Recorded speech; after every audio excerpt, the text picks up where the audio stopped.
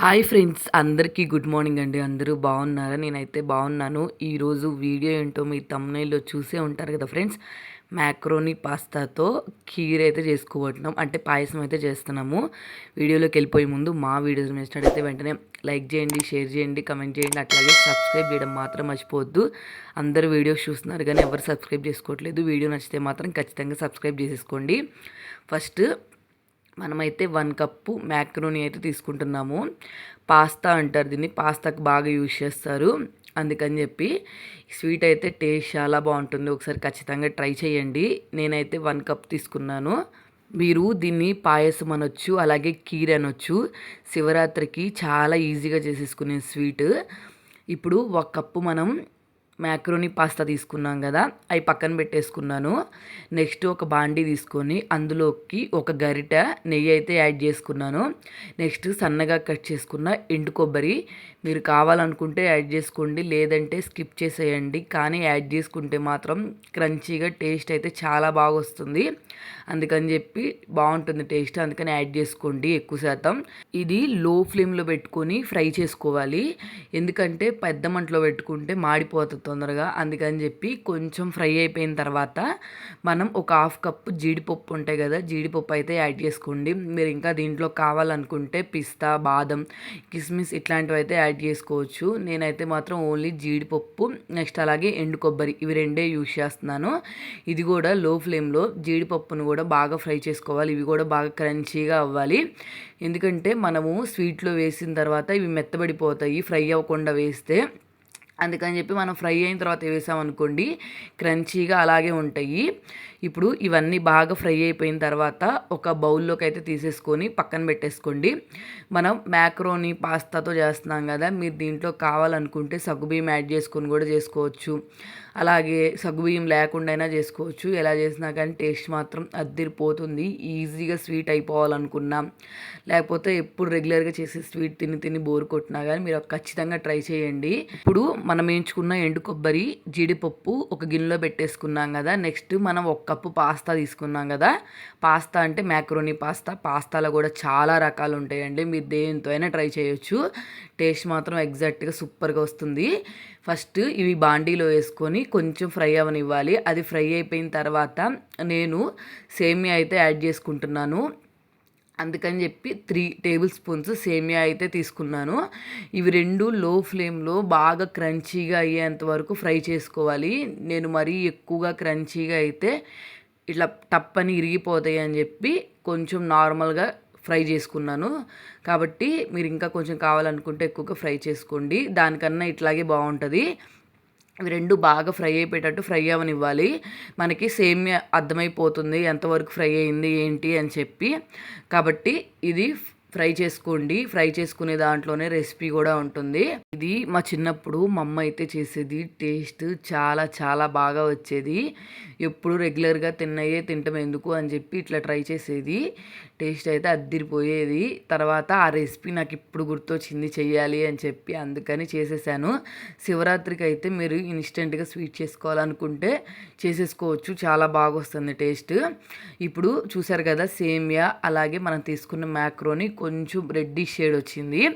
అవి అంతలోకి ఆరనిచ్చి పక్కన పెట్టేసుకోవాలి. ఇందులోకి ఒక 10-15 జీడిపప్పు అయితే తీసుకొని వీటిని మిక్సీ జార్లోకి యాడ్ చేసుకోండి. మీరు ఇవి నానబెట్టుకొని మిక్సీ వేసుకున్నా పర్లేదు, లేకపోతే నార్మల్ పచ్చివి మిక్సీ వేసుకున్నా పర్లేదు. ఇప్పుడు మీరు నానబెట్టి మిక్సీ వేసేటప్పుడు అయితే కొంచెం వాటర్ యాడ్ చేసుకొని పేస్ట్ లాగా అయితే చేసుకోండి. నేనైతే నార్మల్ పొడిలాగే చేసుకుంటున్నాను. ఈ అయితే చూసారు కదా, పొడి ఇట్లాగా బరకగా అయితే ఉండాలి. మీరు కావాలనుకుంటే వాటర్ యాడ్ చేసుకొని పేస్ట్ లాగా చేసుకోండి, ప్యూరీ పేస్ట్ లాగా. ఇది ఇచ్చేసి పక్కన పెట్టేసుకోండి. నెక్స్ట్ ఒక గిన్నె తీసుకొని అందులోకి కార్చి చల్లార్చిన పాలు అయితే తీసుకోండి. నేనైతే ఒక 4 కప్పులు పాలు అయితే తీసుకున్నాను. అంటే మనం 1 కప్ మ్యాక్రోని తీసుకున్నాం కదా, కాబట్టి 4 కప్పుల పాలైతే తీసుకున్నాను. మీరు కావాలనుకుంటే థిక్‌గా ఉన్నాయి పాలు అనుకుంటే, అంటే గేదె పాలు యూజ్ చేస్తే 1 కప్పు వాటర్ యాడ్ చేసుకోండి సరిపోతుంది. అప్పుడు 3 కప్స్ పాలు, 1 కప్పు వాటర్ అయితే అవుతుంది.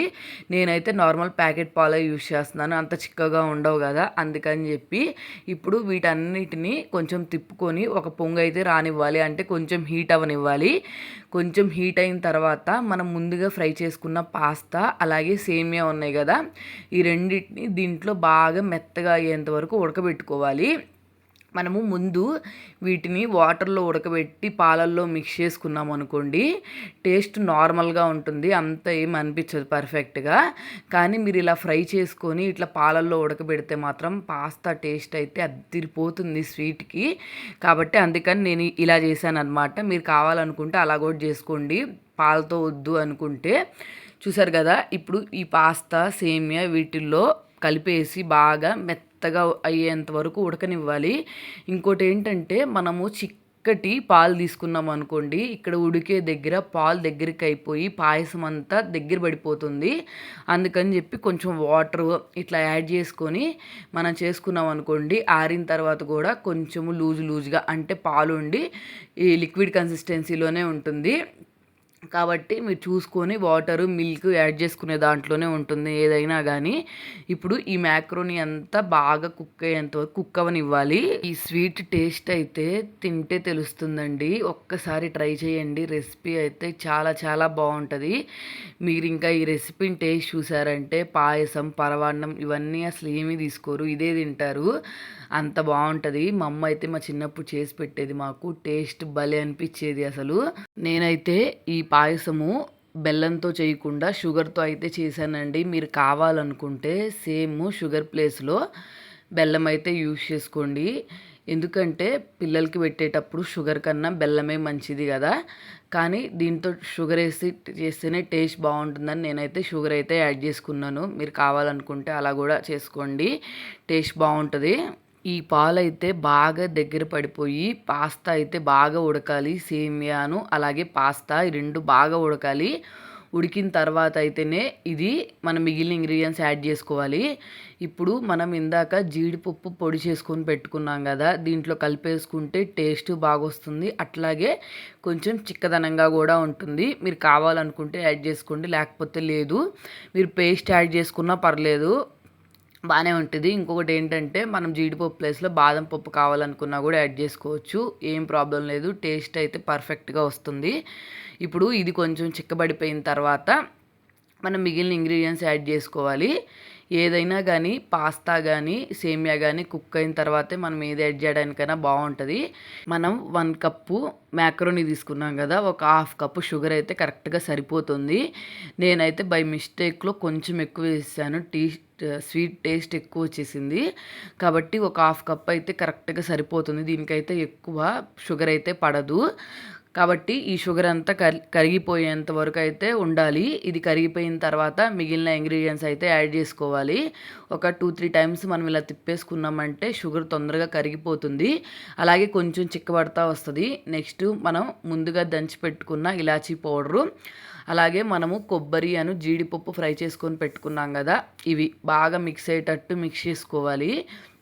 మీరు కొబ్బరి ఇట్లాగ ఇష్టం లేదు అనుకుంటే తురుముకొనైనా యాడ్ చేసుకోవచ్చు. కానీ మనం తురిమి సన్నగా అయిన తర్వాత గీలో ఫ్రై చేయడానికి అయితే కొంచెం ఇబ్బంది అవుతుంది కదా, అందుకని ఇట్లాగ ముక్కలు ముక్కలుగా కట్ చేశాను. ఇప్పుడు మ్యాక్రోనీ అలాగే పాయసం రెడీ అయిపోయింది. ఇప్పుడు వీటన్నిటిని మన గిన్నెలోకి తీసేసుకొని వేడి వేడిగా ఉన్నప్పుడే తిన్నామంటే మాత్రం టేస్ట్ ఇంకా అద్దిరిపోయిద్ది, చెప్పాల్సిన అవసరమే లేదు. మీరు శివరాత్రికి ఒక్కసారి రెసిపీ ట్రై చేయండి, తొందరగా అయిపోతుంది, అలాగే డిఫరెంట్గా తిన్న ఫీలింగ్ కూడా అనిపిస్తుంది.